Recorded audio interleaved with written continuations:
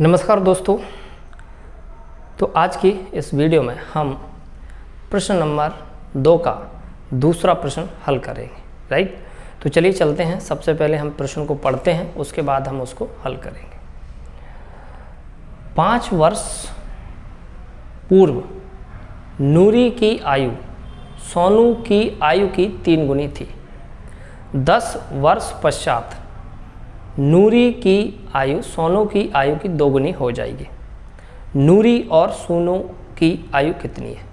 तो देखिए बच्चों, हमें ना तो ये पता कि नूरी की आयु कितनी है और ना तो हमें ये पता कि सोनू की आयु कितनी है। तो हम क्या करेंगे भाई, मान लेंगे। राइट, तो देखिए ध्यान से, हमने माना नूरी की आयु हमने माना कितना, x वर्ष। ठीक है बच्चों, कितना मान लिया, x वर्ष। तथा सोनू की आयु है ना, सोनू की आयु हमने मान लिया कितना, y वर्ष। ठीक है, अब हमारे पास शर्त दी गई है। ठीक है, ध्यान से देखिएगा क्या शर्त दी गई है। सबसे पहले हम लिखेंगे, यहाँ पे दिया है, समझना ध्यान से, दिया है। ठीक है, कि 5 वर्ष पूर्व, ठीक है, यहाँ पे हम लिखेंगे 5 वर्ष पूर्व। ठीक है, 5 वर्ष पूर्व तथा इधर लिखेंगे हम 10 वर्ष पश्चात। 10 वर्ष पश्चात। ठीक है बच्चों, ठीक है, समझिएगा ध्यान से। 5 वर्ष पूर्व, ठीक है, 5 वर्ष पूर्व, ये इधर लिख देते हैं हम नूरी, ठीक है, और इधर लिख देते हैं हम क्या, सोनू। ठीक है, ऐसे ही इधर हम लिख देते हैं क्या, नूरी, और इधर हम लिख देते हैं क्या, सोनू। ठीक है बच्चों, तो नूरी की जो आयु है वो कितनी है, x, सोनू की है वो कितनी, y।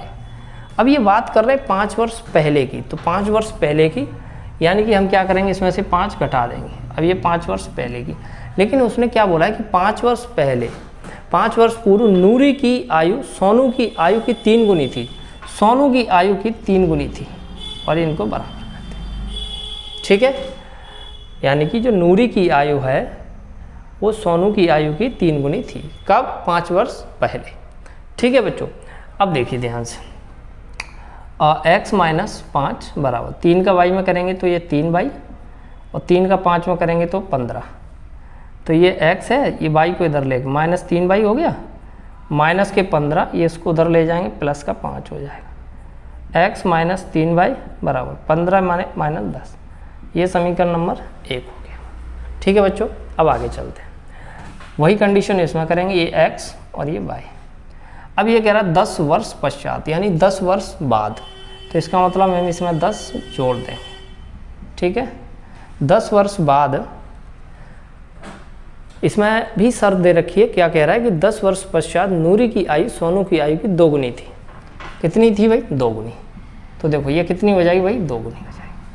ठीक है, अब आगे चलते हैं। x प्लस 10 बराबर ये 2y प्लस 2 का 10 में करेंगे तो ये 20 हो जाएगा। x, ये 2 को इधर ले आएंगे, माइनस का हो गया, बराबर 20। ये 10 को उधर ले जाएंगे तो माइनस का हो गया। तो x माइनस 2y बराबर कितना आ गया, 10।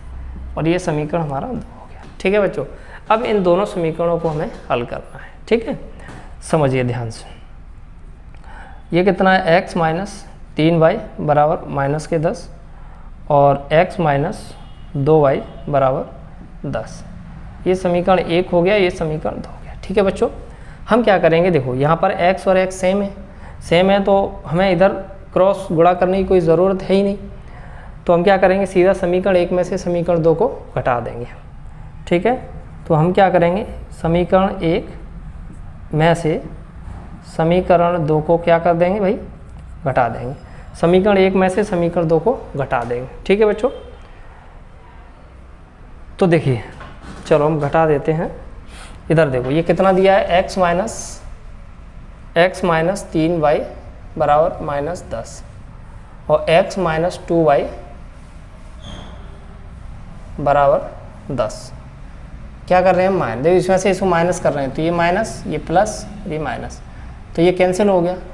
अब ये देखो माइनस का 3y प्लस का 2y, तो यहाँ पे माइनस का y आ जाएगा, -10 और -10 -20 हो गया, माइनस से माइनस कट गया, तो y बराबर कितना आ गया भाई 20। ठीक है बच्चों, अब हम क्या करेंगे, y का मान समीकरण 1 में रखेंगे, तो हम यहाँ लिख देते हैं y का मान